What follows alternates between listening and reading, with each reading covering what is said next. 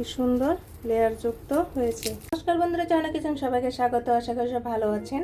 আজকে আরেকটি রেসিপি নিয়ে এসেছি। আজকে তৈরি করব আলু দিয়ে প্যাটিস, আলু প্যাটিস। আমরা এখানে মগ নিয়ে এখানে বড় একটি কাপ দিয়ে আমরা আটা নিয়েছি। আমরা 2 কাপ পরিমাণের মতো আটা দিয়ে দিব। এই 2 মগ আমরা 2 কাপ পরিমাণের মতো আটা নিয়েছি। খুবই সহজে বাসায় একদম দোকানের মতো লেয়ারযুক্ত আলু প্যাটিস তৈরি করব। আমরা এখানে 2 কাপ সমান সমান করে আটা নিয়েছি। এখন প্রয়োজন মতো লবণ দিয়ে দিব। লবণ দিয়ে দিব। আর এখানে আমরা 1 চা চামচ পরিমাণের মতো চিনি দিয়ে দিয়েছি। আপনি যদি চিনি পছন্দ না করেন তাহলে আপনি নাও দিতে পারেন। এখন আমরা উপকরণগুলো ভালোভাবে মিশিয়ে নিব। এখানে আমরা 2 চা চামচ পরিমাণের মতো সাদা তেল দিয়ে দিব। এখন একটি ভালোভাবে ময়াম তৈরি করে নিব। প্লিজ বন্ধুরা, এখনও যারা সাবস্ক্রাইব করেনি তারা একটি সাবস্ক্রাইব করে দিবেন এবং একটি লাইক করে দিবেন। আপনারা আমার পাশে থাকবেন। নতুন নতুন রেসিপি নিয়ে আপনাদের সামনে হাজির হব। দেখুন বন্ধুরা, আমরা ভালোভাবে ময়াম দিয়েছি। যখন এভাবে চিপ দিলে একটা ডেলা পেকে যায় তখন ভাবেন যে ময়ামটা ভালো হয়েছে। এখন নর্মাল জল দিয়ে একটা ডো তৈরি করে নিব। আস্তে আস্তে জল দিতে হবে। বেশি করে জল দিয়ে দিলে অনেক সময় পাতলা হয়ে যাবে এবং ডোটা পাতলা হবে, ভালো হবে না। দেখুন বন্ধুরা, আমাদের ডোটা ঠিক এরকম, বেশি শক্ত হবে না, বেশি নরম হবে না। আপনারা যেভাবে আটা রুটি তৈরি করেন অথবা পরোটা তৈরি করেন ঠিক সেই রকম ডোটাই হবে। এখন উপরে একটু হালকা সাদা তেল মেখে দেব। তবে আমরা যতক্ষণ পর্যন্ত আলুর পুরটা তৈরি করব ততক্ষণ পর্যন্ত রেস্টে থাকবে। আমাদের আলুর পুরের জন্য রেখে নিয়েছি আমরা এখানে ছোট ছোট বড় মাঝারি সাইজের আমরা 5টি আলু আমরা এখানে সিদ্ধ করে হাতে ম্যাশ করে নিয়েছি। আর আমাদের লাগছে এখানে আধা চা চামচ পরিমাণের মতো আদা এবং আধা চা চামচ এবং আধা চা চামচ পরিমাণের মতো রসুন আমরা শিলপাটায় থেতো করে নিয়েছি। ঠিক এরকম করে থেতো করে নিয়েছি। আর 1 চিমটি পরিমাণের মতো হলুদ গুঁড়ো এবং লঙ্কার গুঁড়ো আর 1 চিমটি পরিমাণের মতো এখানে চাট মশলা। আপনারা চাট মশলা দিতে না চাইলে না দিতে পারেন, কোনো সমস্যা নেই। আমরা বড় সাইজের একটি পেঁয়াজ কুচি নিয়েছি। আর এখানে 5 থেকে 7টি লঙ্কা আমরা কুচি করে নিয়েছি। 1 চা চামচ পরিমাণের মতো ধনেপাতা কুচি করে নিয়েছি। আর এখানে আমরা নিয়েছি চীনাবাদাম। চলুন পুরটি তৈরি করে নিই। আমরা এখানে কড়াই বসিয়ে দিয়েছি। 1 চা চামচ পরিমাণের মতো আমরা সাদা তেল দিয়ে দিব। এর মাঝে আমরা পেঁয়াজ কুচি দিয়ে দেব।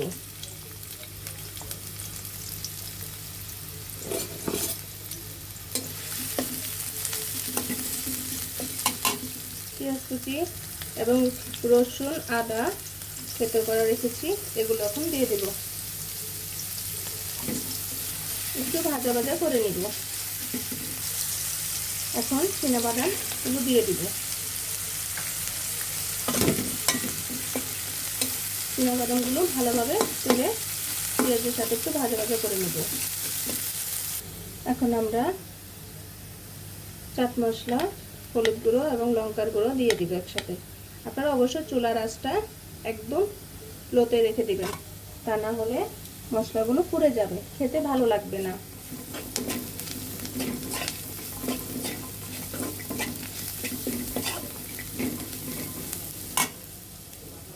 এখন আমরা ম্যাশ করা আলুগুলো দিয়ে দিব এখানে।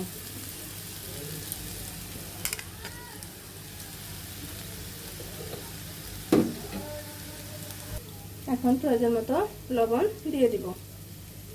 আপনারা অবশ্যই লবণটা চেক করে দেখবেন। এখন আমরা কাঁচা লঙ্কা এবং ধনেপাতা কুচি দিয়ে দিব। আপনারা অবশ্যই ধনেপাতা দেওয়ার চেষ্টা করবেন, ধনেপাতা দিলে টেস্ট আরও বেড়ে যায়। এখন একটু ভালোভাবে মিশিয়ে নিতে হবে। আমাদের পুরটা তৈরি হয়ে গিয়েছে, নামিয়ে নিব। আমরা এখানে একটি বাটি নিয়েছি, আর আমরা এখানে কিছু আটা একটি বাটিতে নিয়ে নিব।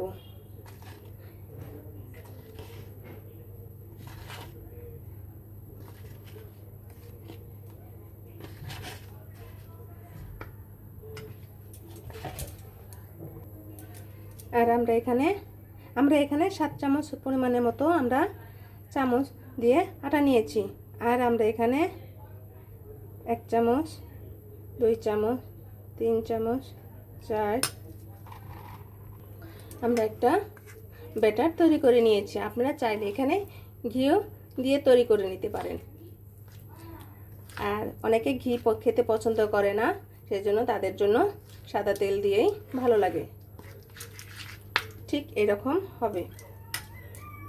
দেখুন বন্ধুরা, আলুর পুরটা কত সুন্দর যে গন্ধ বেরোচ্ছে, আপনি না তৈরি করলে বুঝতেই পারবেন না। ঠিক এরকম করে নিতে হবে।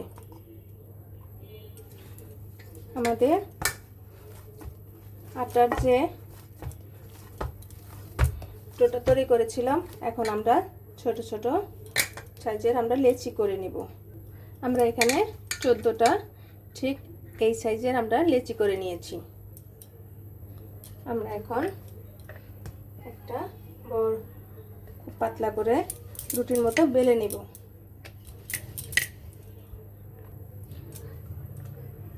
ঠিক এই রকম পাতলা হবে।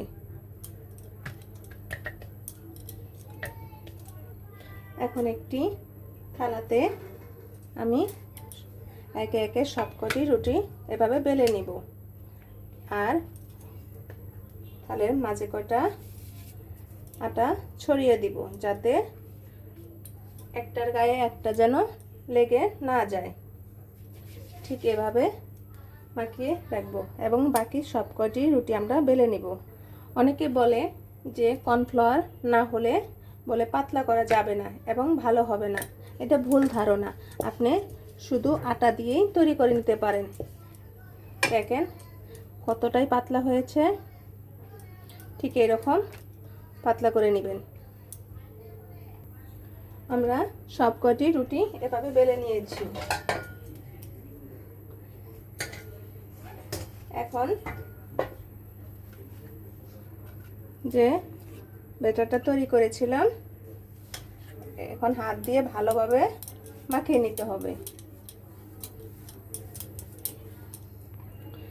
দেখেন বন্ধুরা, আমরা ঠিক এভাবে পুরোটাই মেখে নিয়েছি। এর উপরে আরেকটি বসিয়ে দিব। এভাবে আমরা আবার পুরোটাই এভাবে মাখিয়ে নিব। এখানে আমরা 5টা রুটি একসাথে দিয়ে নিয়েছি। এখন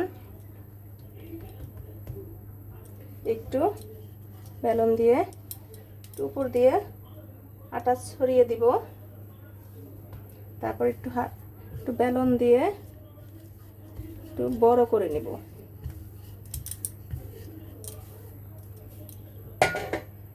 এখন দুই পাশ থেকে এভাবে ভাঁজ করে দিব।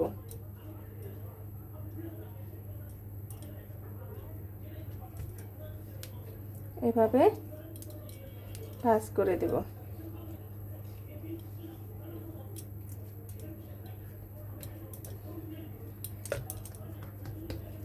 এভাবে আমরা বাকিটি করে নিব। দেখুন বন্ধুরা, এখন আমরা রুটিটাকে আমরা বেলিয়ে নিব। আস্তে আস্তে চাপ দিয়ে আমরা বড় করে নিব ভাবে। দেখুন বন্ধুরা, আমরা ঠিক এইরকম মোটা করে নেব। আমরা এখন ছুরি দিয়ে এভাবে লম্বাভাবে কেটে নেব।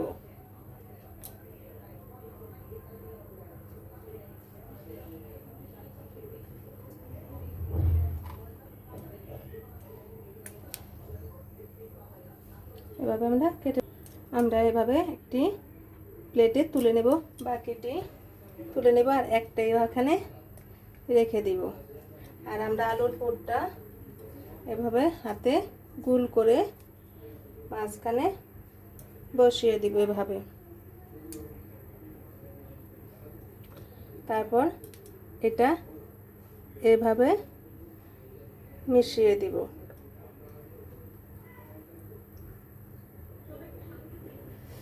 তারপরে এভাবে আমরা হাত দিয়ে এভাবে চেপে চেপে দিব।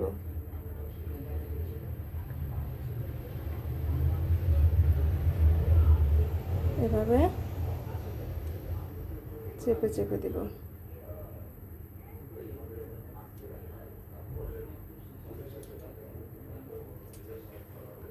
এভাবে আবার আমি একটি দেখিয়ে দিচ্ছি। এভাবে হাত দিয়ে চেপে চেপে দিবেন। দেখেন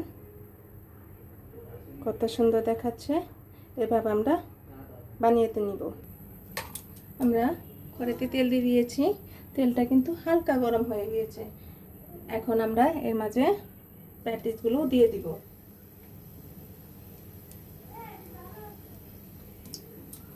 ঠিক এরকম গরম হলে, পুরোপুরি গরম করবেন না, গরম করলে পুড়ে যাবে উপর দিয়ে, কিন্তু আর মুচমুচে হবে না।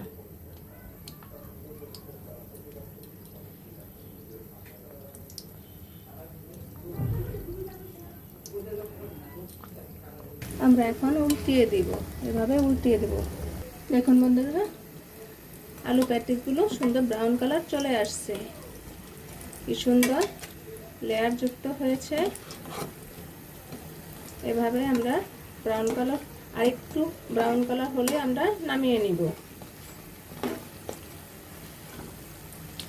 দেখুন আলু প্যাটিসটি ব্রাউন কালার হয়ে গিয়েছে। এখন আমরা নামিয়ে নিব। এভাবে আমরা বাকিগুলো ভেজে নিব। দেখুন বন্ধুরা, আমাদের আলু প্যাটিস তৈরি হয়ে গিয়েছে। কত সুন্দর দেখাচ্ছে, একদম দোকানের মতো মুচমুচে এবং খুবই টেস্টি একটি আলু প্যাটিস। বাসায় যখন তখনই আপনি বানিয়ে নিতে পারেন। ভিডিওটি দেখার জন্য ধন্যবাদ। Thank you.